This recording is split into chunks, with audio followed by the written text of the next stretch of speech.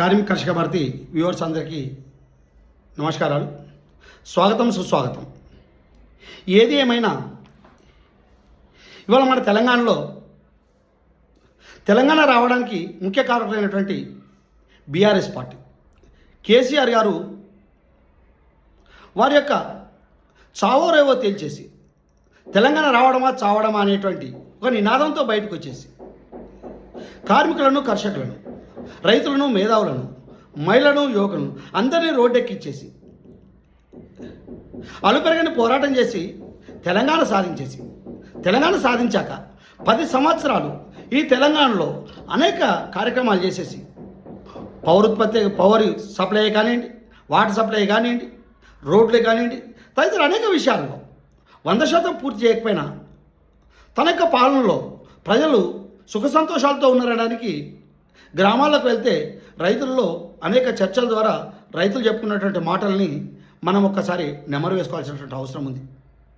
మాకు ఏ రోజు కూడా రైతు బంధు ఆగలేదు, ఏ రోజు కూడా మాకు ఒడ్లు కొనుగోలు దాంట్లో నష్టపోలేదు, రైతులకు ఇచ్చినటువంటి హామీలన్నీ కూడా అమలు చేశారు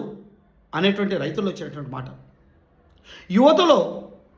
అవకాశం ఉన్నంత వరకు ఇచ్చినటువంటి మాట మేరకు మాకు ఉద్యోగ అవకాశాలు కల్పించారు అనేటువంటి యువతలు, మహిళలలో మాకు అనేక సందర్భాల్లో మహిళలు ఆదుకున్నటువంటి ప్రభుత్వం ఏదైనా ఉంటే అది కేసీఆర్ ప్రభుత్వమే. కేసీఆర్ కిట్ ఇచ్చింది, మాకు బ్రతుకమ్మ పండుగ చీరలు ఇచ్చింది, ఇట్లా అనేకము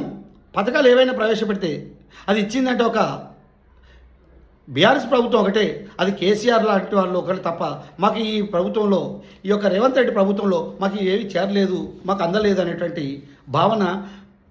గ్రామాలలో ఒక చర్చ జరుగుతున్నది. కానీ జూబ్లీ హిల్స్లో జరిగినటువంటి ఎన్నికలు, అక్కడ ఉన్నటువంటి సిట్టింగ్ సీటుగా ఉన్నటువంటి బీఆర్ఎస్ ఎమ్మెల్యే చనిపోవటం వలన జరిగినటువంటి ఎన్నికల్లో ఓడిపోవడంతో కార్మికులలో, ప్రజలలో,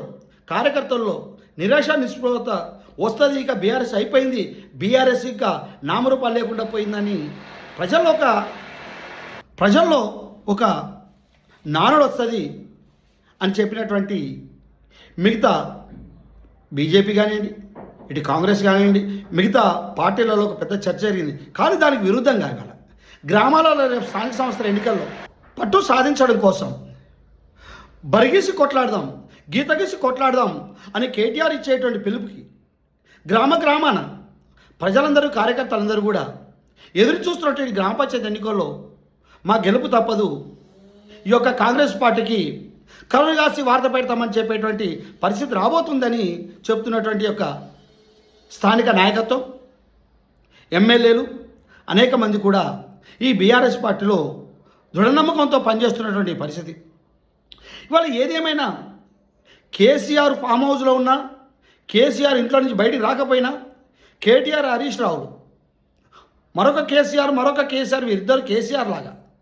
ప్రజలకు, కార్యకర్తలకు ధైర్యాన్ని ఇచ్చి మేమున్నా మీ వెంట, తెలంగాణ సాధించడంలో మీ పాత్ర ఎంత అవుతుందో మళ్ళీ తెలంగాణ కాపాడుకోవాల్సింది కూడా మీరే, మీ వెనకాల మేము ఉన్నామంటూ చెప్తున్నటువంటి పరిస్థితుల్లో ముందుకు నడిపిస్తున్నటువంటి బీఆర్ఎస్ పార్టీకి రేపు స్థానిక సంస్థ ఎన్నికలు కూడా ఒక షరతుగా, జవాబుదారితనంగా,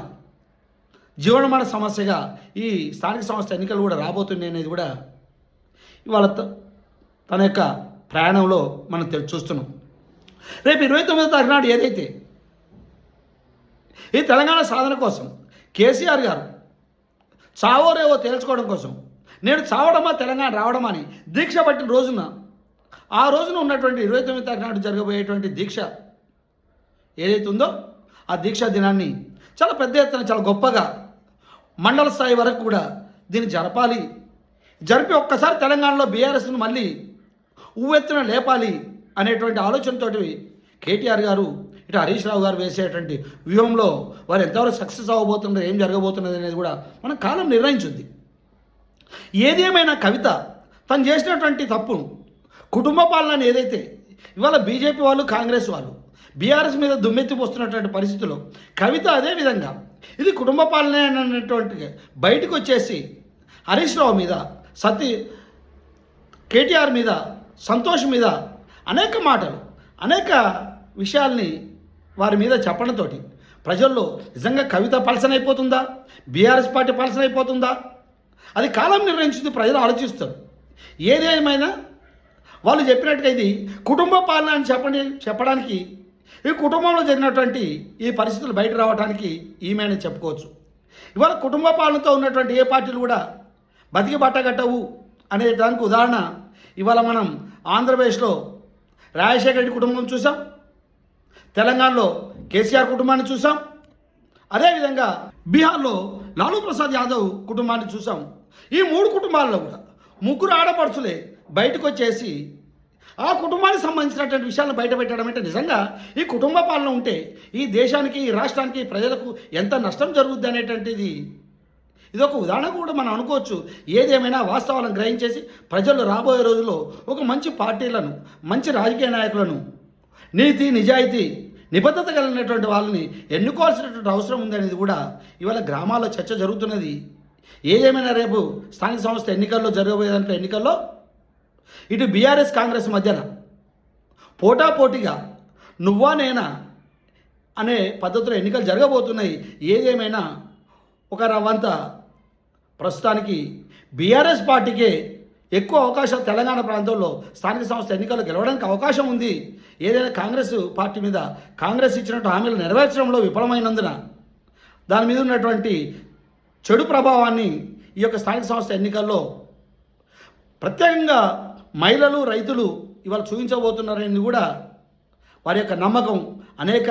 కుంభకోణాలకు సంబంధించినటువంటి విషయాల్లో లేదా ప్రతిపక్షాల మీద వారి కక్ష చర్యలు వీటన్నింటినీ ప్రజలకు తీసుకెళ్లడం కోసము వ్యూహరచన చేస్తున్నటువంటి బీఆర్ఎస్ పార్టీ తన వ్యూహం ఎంతవరకు ఫలించబోతుందో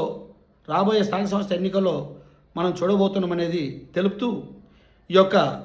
కార్మిక కర్షక భారతి ఇచ్చేటువంటి ఈ మంచి వీడియోను చూసి లైక్ చేసి షేర్ చేయాల్సిందిగా విజ్ఞప్తి చేస్తూ మీ వీరమణి రవీందర్రావు. జై జవాన్, జై కిసాన్, జై భారత్, భారత్ మాతాకి జై, జై తెలంగాణ.